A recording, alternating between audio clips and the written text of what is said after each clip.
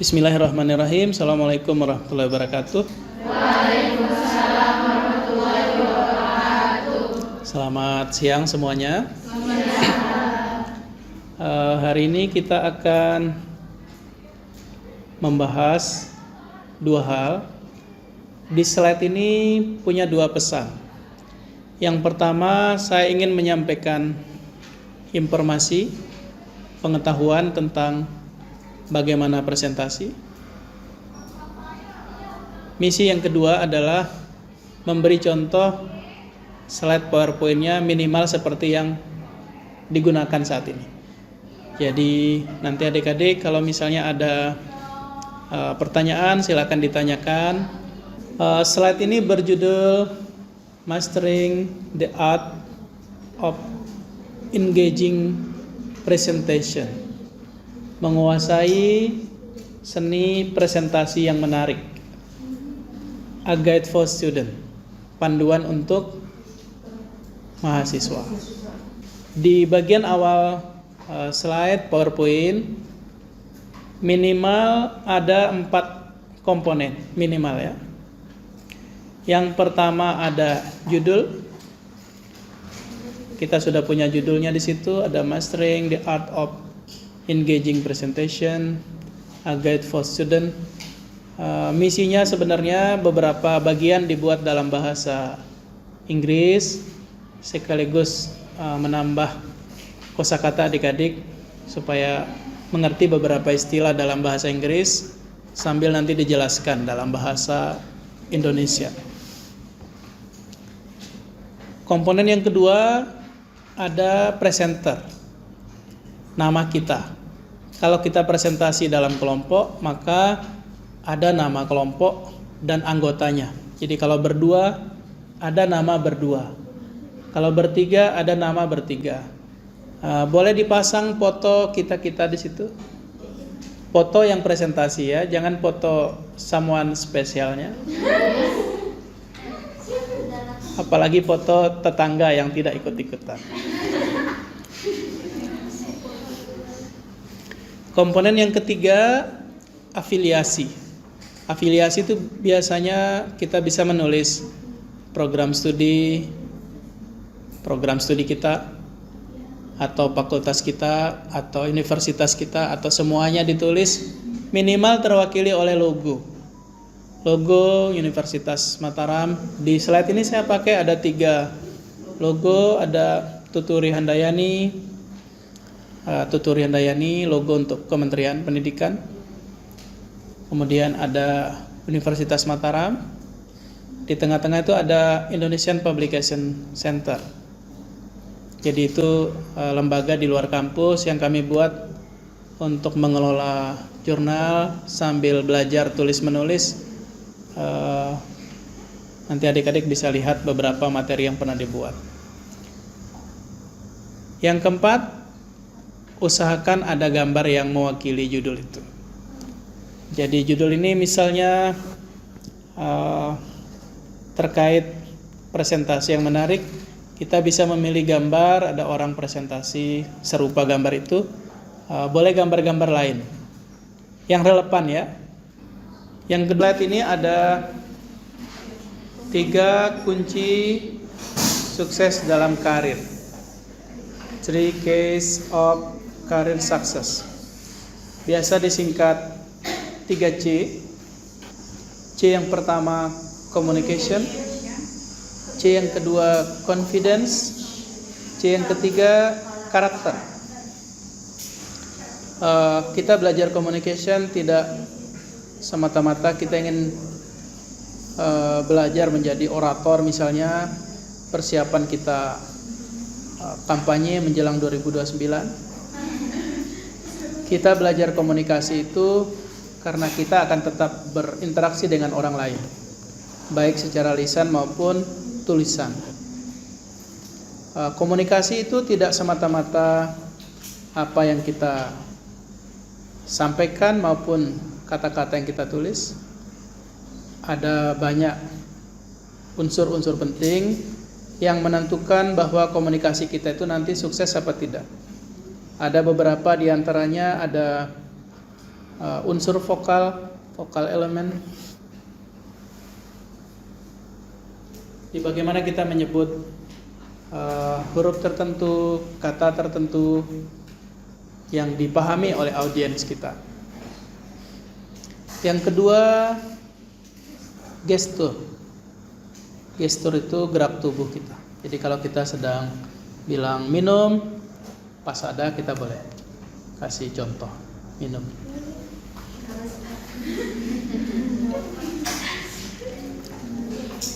Kemudian ada ketika kita mengajak, kita bisa beri gerak tubuh yang menunjukkan kita mengajak. Ketika kita ingin menunjukkan semangat, kita bisa sampaikan gerak tubuh kita yang menunjukkan kita semangat untuk itu. Kemudian ada postur. Postur itu posisi tubuh. Kapan kita berdiri, di posisi apa, kapan kita harus duduk, seterusnya. Kemudian ada facial expression, ekspresi wajah muka kita. Jadi kalau kita sedang bicara serius, jangan sambil cengengesan. Kita bicara lucu tapi serius sekali mukanya, kan tidak cocok. Apalagi nanti setelah keluar dari kelas ini jalan senyum-senyum sendiri, gawat itu.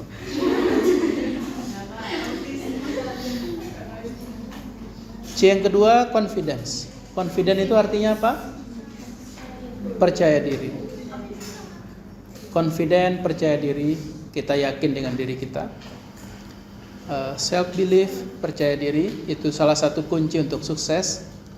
Supaya kita bisa yakin, supaya kita bisa confident, supaya kita bisa percaya diri, maka kita harus percaya bahwa kita punya kemampuan untuk itu.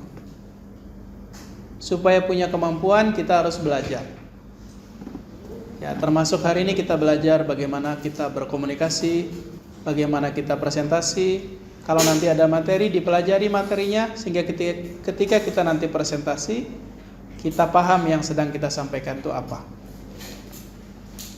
Kemudian termasuk di sini juga kita perlu kemampuan untuk belajar dan menyelesaikan masalah.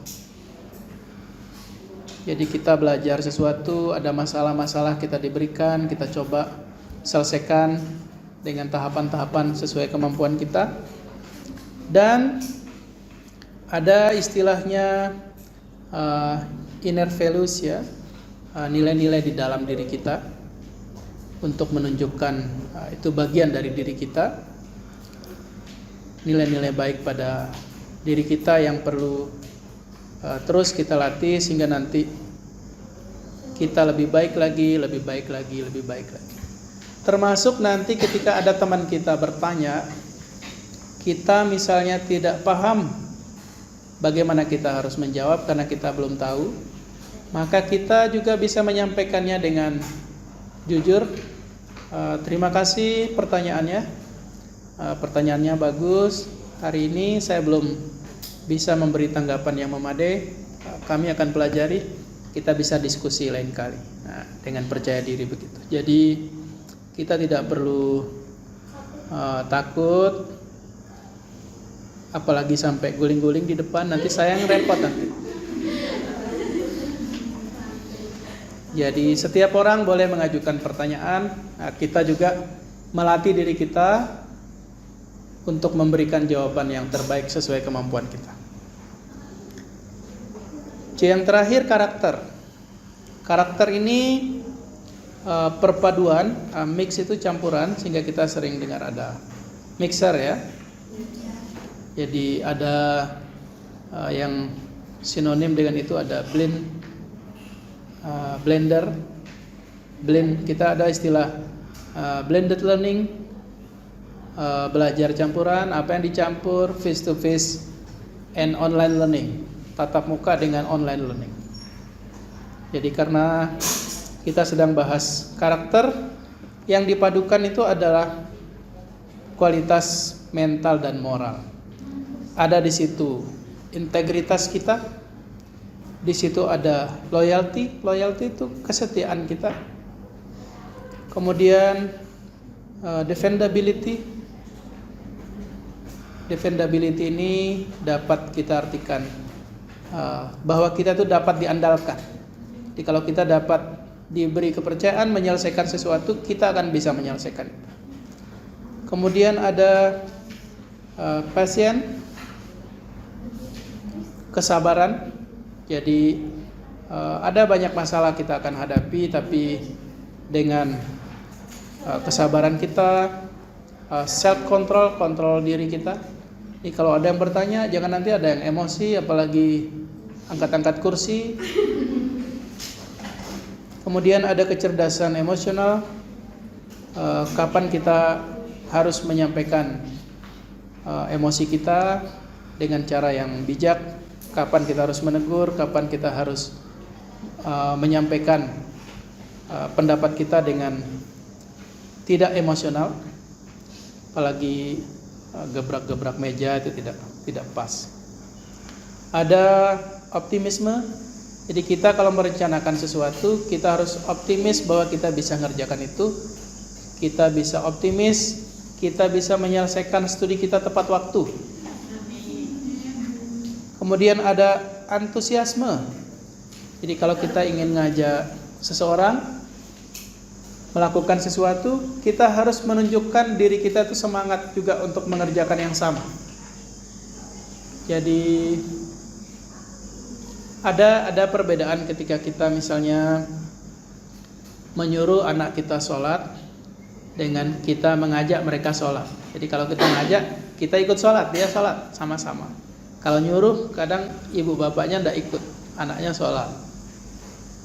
Kemudian ada persisten. Persisten itu tekun, gigih. Dia jatuh, bangun lagi. Coba, gagal, coba lagi. Gagal, coba lagi. Jadi seperti itulah hidup kita. Itu adalah sifat-sifat yang baik yang perlu kita jaga. Dipastikan kita latih diri kita supaya bisa seperti itu. Di slide yang sedang tayang itu ada informasi bahwa presentasi itu adalah seni yang bisa dipelajari. Kita semua bisa pelajari. Kita semua bisa menguasai itu, asal serius saja dipelajari. Presentasi yang menarik, selama ini kita hanya fokus ketika dapat tugas presentasi, kita buat slide-nya, kita presentasi sesuai materi kita masing-masing. Audiennya paham apa tidak, dia sibuk sendiri apa tidak. Kalau disuruh nanya, mungkin tidak ada yang nanya satu-satu, karena memang kita tidak fokus dengan mereka. Kita mulai hari ini akan perbaiki diri kita, perbaiki cara presentasi kita dengan percaya diri. Kalaupun nanti ada sedikit-sedikit berbeda, tidak apa-apa. Itulah proses belajar. Selama ini yang terlupakan dalam presentasi kita melupakan audien kita. Jadi nanti kapan-kapan kalau kita presentasi, selain informasi kita sampaikan, kita juga harus fokus mempertahankan perhatian audiens kita. Di dalam slide PowerPoint yang nanti akan dibuat, boleh ada judulnya, ada mungkin 1-2 kata atau kalimat. Itu dia aja paham tuh. Di bawahnya itu bisa diambil beberapa gambar yang relevan. Saya ambil 2 gambar, 1 gambar creative art presentation mewakili bahwa presentasi itu seni. Di bawahnya itu ada supaya kita bisa menyampaikan informasi dengan baik, supaya bisa mempertahankan perhatian audiens dengan baik, kita perlu belajar how to give an effective presentation. Bagaimana menyampaikan presentasi yang efektif. Boleh nanti di setiap slide judulnya tetap ikut. Boleh nanti di setiap slide jumlah halamannya supaya kita tahu slide-nya sudah yang keberapa ya. Kita ke poin utama kita hari ini. Strategi presentasi yang menarik. Apa saja? Kita lihat satu-satu. Yang pertama ada membuat hook yang kuat. Apa itu? Nanti kita akan jelaskan. Yang kedua, memiliki struktur yang jelas. Yang ketiga, desain slide yang efektif. Kemudian kita akan mempertahankan kontennya agar relevan dan menarik. Yang terakhir, kita akan latihan terus dan menerima umpan balik. Kita lihat satu-satu. Hook itu salah satu pengantar di awal. Dia mungkin kalau padanan katanya connect ya, menghubungkan, mencoba menghubungkan apa yang akan kita sampaikan dari pengantar yang sedang kita buat. Hook itu bisa berupa cerita yang menarik, bisa berupa pertanyaan yang memicu orang berpikir, model kuis tadi, bisa berupa fakta-fakta, bisa juga berupa kutipan-kutipan yang menginspirasi. Ini kita buat sebagai hook yang dapat menarik perhatian audiens kita terkait presentasi yang sedang kita lakukan. Yang kedua, terkait dengan struktur, kita akan mulai dari pengenalan topik. Tadi disampaikan kita akan presentasi ini, tujuannya ini, isinya sistematis, kemudian nanti di akhir mungkin ada penutup, kesimpulan atau rekomendasi. Berikutnya ada di desain slide yang efektif, kita usahakan agar presentasi kita didukung oleh gambar-gambar yang relevan. Teksnya tidak perlu terlalu banyak, yang penting relevan untuk menyampaikan poin-poin pentingnya saja. Jadi kadang kita pernah lihat slide yang dari ujung sini ke ujung sini full teks semua. Ukurannya kecil-kecil sampai kita tidak bisa baca, ya kan? Ya. Jadi kita akan perbaiki. Kita akan memastikan bahwa konten presentasi kita relevan dengan audiens. Kita kalau bicara yang sama dengan anak TK, kita bicara yang sama terkait hal yang sama untuk anak SD, SMP, SMA, sesama mahasiswa kita, tidak boleh gaya bahasa kita sama. Karena yang sedang kita hadapi ini orang-orang berbeda. Seperti itu. Kemudian kita akan latihan terus. Kita bisa berlatih dan meminta masukan, saran dari orang-orang terdekat kita. Umpan balik ini bisa berupa saran, masukan, koreksi terkait yang sudah kita buat. Bisa dari keluarga, bisa dari teman kos kita, dari orang-orang dekat kita. Kita bisa berlatih nanti di depan cermin, bicara sendiri.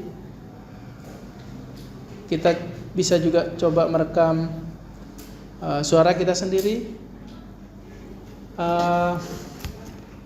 Anak kecil saya itu kelas 3 SD itu, kalau dia sedang mengejar target hafalannya hari itu, karena dia harus hafal tiap hari apa-apa, dia sudah ngaji pertama, dia rekam suaranya di HP-nya.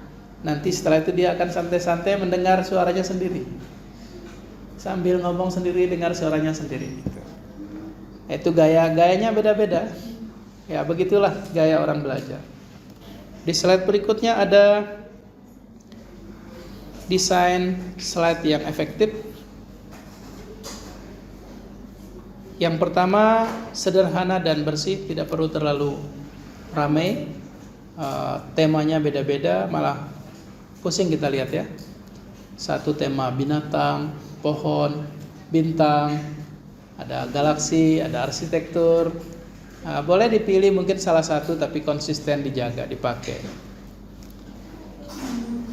Kemudian di bagian ini kita akan menghindari informasi atau elemen yang membingungkan. Kadang di slide mahasiswa-mahasiswa kita ada ramai sekali gambarnya, ada gambar di bawah, ada gambar di atas, ada gambar di samping, ada gambar di tengah. Seperti dia pelihara gambar gitu. Kita bisa fokus pada satu ide pada setiap slide. slide ini fokus untuk ini, ya, sudah isinya itu. Gambarnya kalau ada gambar seputar itu. Jadi seperti slide ini fokus pada desainnya saja. Desain slide yang efektif. Kita juga disarankan menghindari terlalu banyak poin bulat-bulat banyak sekali sampai bawah. Itu kalau dikumpul bisa satu baskom cilok itu banyak. Kemudian ada gambar yang relevan. Kita bisa memperjelas apa yang ingin kita sampaikan, pesan-pesan yang kita inginkan, menggunakan gambar, grafik atau diagram yang relevan untuk visualisasi supaya orang lebih paham. Kita bisa memilih desain yang konsisten. Konsistensi itu penting. Konsistensi misalnya dari warna. Kita bisa konsisten juga dalam font, jangan ada besar kecil. Ini kalau misalnya ini karena sama-sama penjelasan, ini juga penjelasan, ini juga penjelasan. Idealnya fontnya sama. Kemudian di poin terakhir ini ada tata letak terbuka. Ketika nanti kita buat slide, kita punya masih ruang kosong di atasnya, masih ada ruang kosong di bawahnya. Karena ini ada 4 poin beda-beda, ada pemisah setiap poin. Nah, itu namanya tata letak yang terbuka. Ini merujuk pada pendekatan desain yang memanfaatkan ruang kosong dengan bijak. Jadi kalau terlalu rame malah tidak bagus. Coba bayangkan kalau itu nyambung semuanya, kita tidak tahu batasnya mana. Jadi kita buat tidak terlalu padat, mudah dinavigasi, mudah diikuti oleh audiens kita. Berikutnya terkait praktik dan umpan balik. Poin pertama, saya, Anda semua disarankan untuk berani mencoba. Ketika diminta presentasi. Ketika diminta mengajukan pendapat, sampaikan pendapatnya. Nah, itu kita bisa gunakan untuk latihan. Jadi mau angkat tangan saja, tangannya berat sekali. Kemudian yang kedua, kita bisa latihan secara mandiri. Bisa gunakan cermin di tempat masing-masing.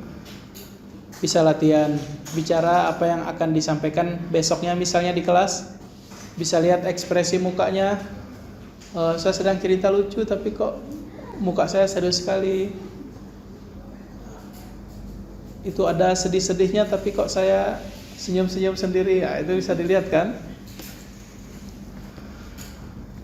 Bicara sendiri yang di depan cermin ini, jangan di tempat umum. Nanti dikira orang gila kita. Jadi kira caleg stres.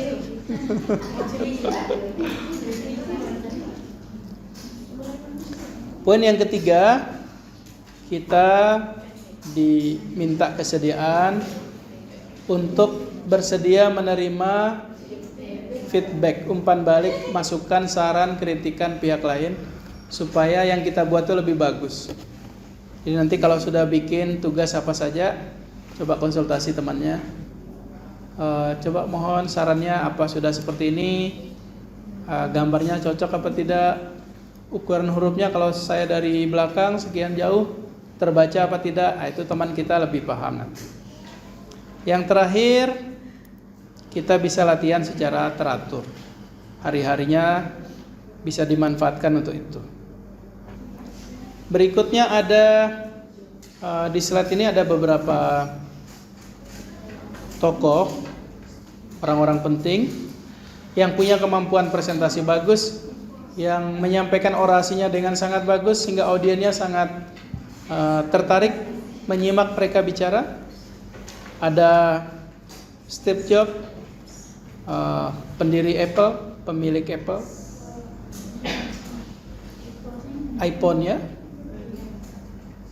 Apple itu bukan saudara buah yang tadi.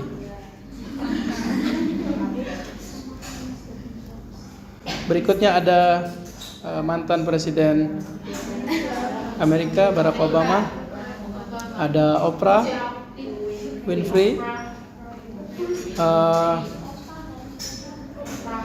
dibaca Oprah bukan Opa.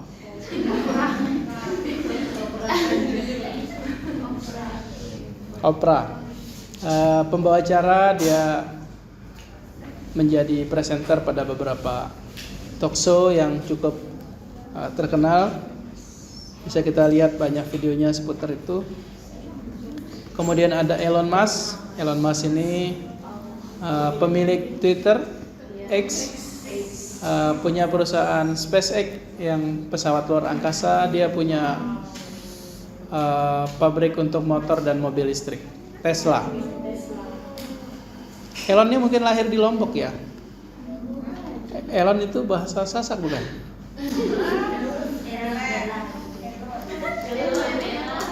Bukan Elor, Elon.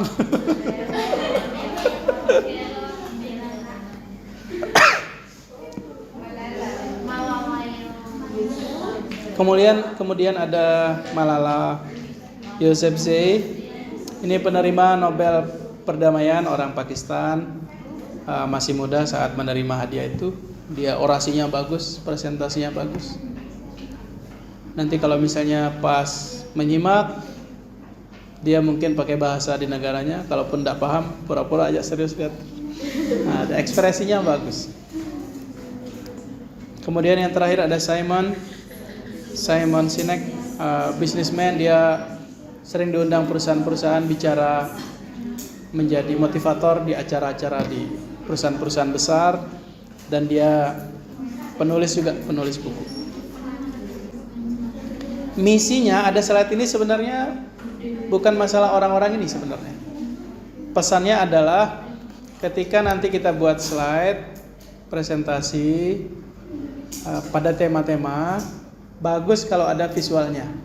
Kita misalnya sedang cerita tentang sembalun, adalah salah satu titik yang mewakili sembalun. Ketika kita bisa bicara tentang sekolah tertentu, bagus ada profil sekolah itu. Ketika kita bicara tokoh tertentu, bagus kalau ada foto yang bisa mewakili bahwa itu dia, supaya kita tahu.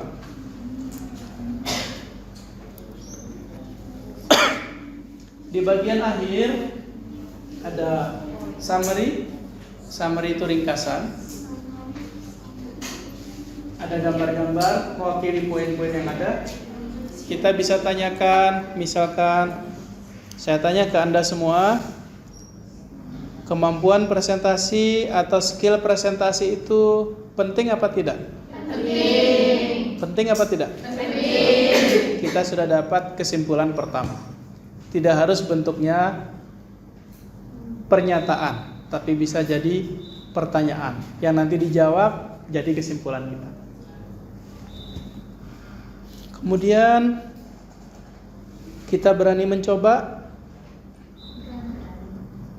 Saya sempat bingung waktu ada poin ini.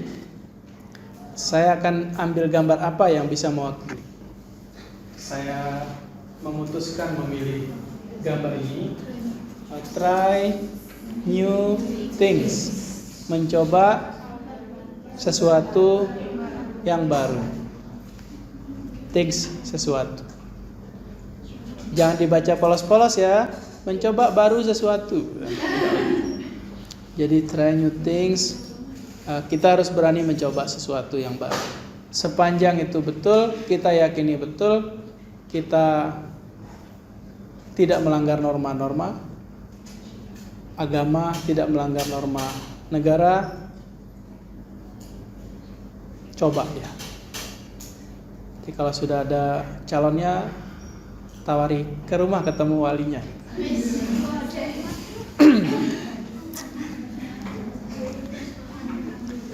Kita siap sukses semuanya? Siap. Kita kadang siap tapi tidak istiqomah untuk tahap-tahapnya. Kadang kita tidak sabar melewati tahap-tahapnya yang tidak selalu mulus, tidak selalu mudah. Beberapanya sulit. Jadi kita harus persisten, gigih mencapai ke situ. Poin-poin utama sempat saya buat. Ini kalau misalnya pun ada, tidak perlu kita sampaikan. Boleh nanti adik-adik ambil. Kalau dia jadi kesimpulan, poin 1 apa, 2, 3, 4. Tapi kalau misalnya sudah tadi disampaikan, poin-poin utama seperti yang tadi saya sampaikan. Biarlah capek ngomongnya.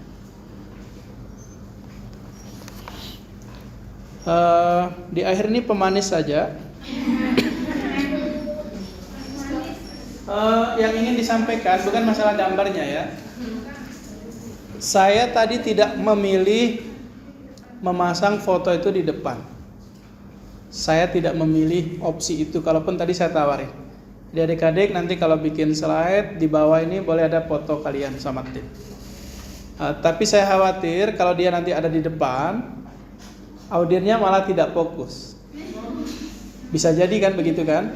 Sehingga di beberapa slide, kalau kita ingin menayangkan foto kita, adik-adik nanti boleh menayangkan fotonya misalnya. Atau ketika kita seminar hasil, boleh foto-foto penelitian kita pilih salah satu. Kita cukup tayangkan nanti di akhir, sekaligus kita bilang terima kasih. Begitu. Ada pertanyaan? Silakan, kita diskusi.